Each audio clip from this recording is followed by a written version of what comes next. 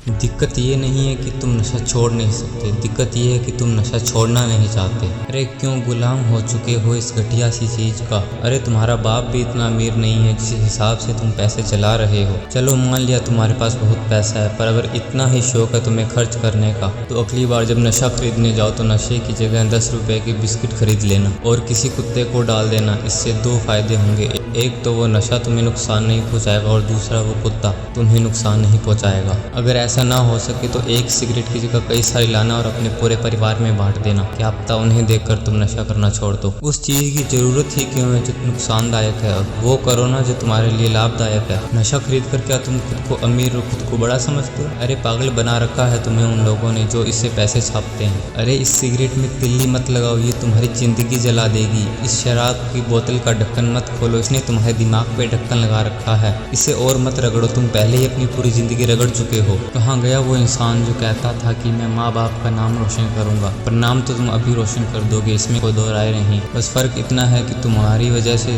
तुम्हारे माता पिता को देखकर लोग सलाम करेंगे या फिर उनसे मुंह फेर लेंगे। अगर पीने का इतना ही शौक है तो जितना खर्चा तुम रोज़ शराब में करते हो उतने का रोज़ नारियल में कर देना। जहाँ शराब तुम्हारे दर्द को लंबा लेकर जाएगी, वहीं नारियल पानी इस मर्द को लंबा लेकर जाएगी। वैसे तुम्हें बताने की ज़रूरत नहीं कि तुम कितना पानी में हो, बस तुम्हें इतना समझने की ज़रूरत है कि तुम्हारी शराब भी पानी में है। छोटी सी कैलकुलेशन बताता हूँ, अगर तुम 100 रुपये का नशा रोज़ करते हो, अगले 20 साल में तुम 10 लाख का नशा कर चुके होगे और इस 10 लाख की भरपाई करने के लिए तुम्हें 20 लाख तैयार रखने होंगे जो तुम डॉक्टर को दोगे। वैसे अगर तुम्हारा और तुम्हारे नशे का यही हाल रहा, अगले 20 साल तक तो टिक ही नहीं पाओगे तुम यहाँ पर। वहीं अगर तुम ठान लो कि तुम 100 रुपये रोज़ बचाओगे, उन्हें सेव करोगे, तो अगले 10 सालों में तुम लखपति बन चुके होगे। तब तुम परेशान नहीं सुखी होगे और गरीब नहीं बल्कि अमीर होगे। और अगर उदाहरण चाहिए तो मैं एक ऐसे इंसान को जानता हूँ जो आज बहुत गरीब है पर आज तक 40 लाख रुपए की शराब पी चुके हैं। नशा सच में एक बुरी आदत है, पर इसे छोड़ना तो पड़ेगा। मैं तुम्हें सिर्फ चेतावनी दे, संभलना तो तुम्हें अपने आप ही पड़ेगा। मेरा काम था तुम्हें समझाना, जो मैं समझा चुका।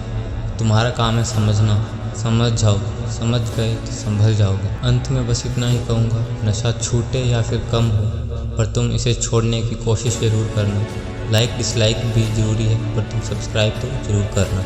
Be human, be great.